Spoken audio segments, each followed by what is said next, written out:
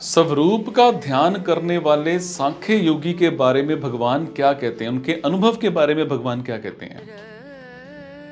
सब जगह अपने स्वरूप को देखने वाला और ध्यान योग से युक्त अंतःकरण करने वाला सांख्य योगी अपने स्वरूप को सारे प्राणियों में स्थित देखता है और सारे प्राणियों को अपने स्वरूप में देखता है। सब जगह एक सच्चिदानंदन परमात्मा ही परिपूर्ण है।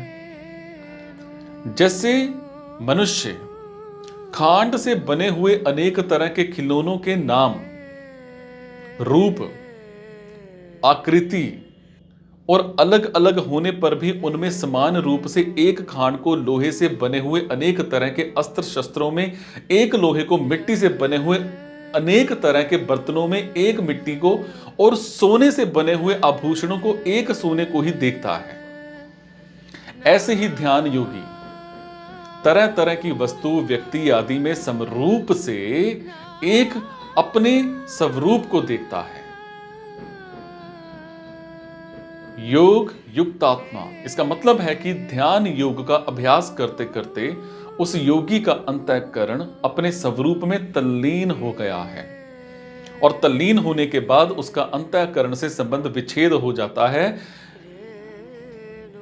ये संपूर्ण प्राणियों में अपनी आत्मा को, अपने स्वरूप को स्थिर देखता है। जैसे साधारण प्राणी सारे शरीर में अपने आप को देखता है, मतलब शरीर के सारे अवयवों में, अंशों में मैं को ही पूर्ण रूप से देखता है, ऐसे ही समदर्शी पुरुष सारे के सारे प्राणियों में अपने स्वरूप को ही स्थित देखता है।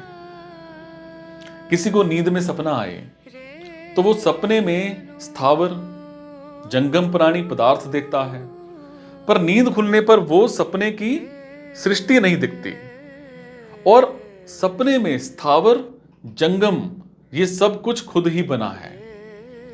अब जागृत अवस्था में किसी जड़ या चेतन प्राणी पदार्थ की याद आती है तो वो मन से दिखने लग जाता है और याद हटते ही वो सब दृश्य अदृश्य हो जाता है।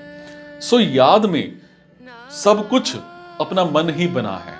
ऐसे ही ध्यान योगी सारे प्राणियों में अपने स्वरूप को स्थित देखता है और स्थित देखने का मतलब है कि संपूर्ण प्राणियों में सत्ता रूप से अपना ही स्वरूप है और स्वरूप के सिवाय दूसरी कोई सत्ता ही नहीं है, क्योंकि संसार एक क्षण भी एक रूप नहीं रहता, हालांकि प्रतिक्षण बदलता रहता है, हर समय बदलता रहता है।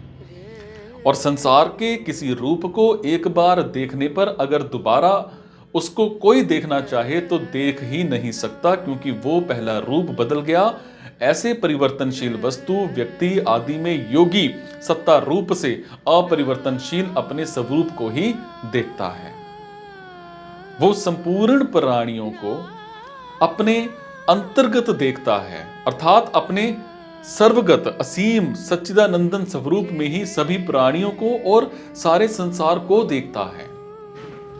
जैसे एक प्रकाश के अंतर्गत लाल, पीला, काला, नीला ये जितने रंग दिखते हैं वो सारे के सारे प्रकाश से ही बने हुए हैं और प्रकाश में ही दिखते हैं। और जैसे जितनी वस्तुएं दिखती हैं वो सारी की सारी सूरज से ही पैदा हुई हैं और सूरज के प्रकाश में ही दिखती हैं, ऐसे ही वो योगी सारे के सारे प्राणियों में अपने स्वरूप से ही पैदा हुए हैं और स्वरूप में ही लीन होते हुए और स्वरूप में ही स्थित देखता है।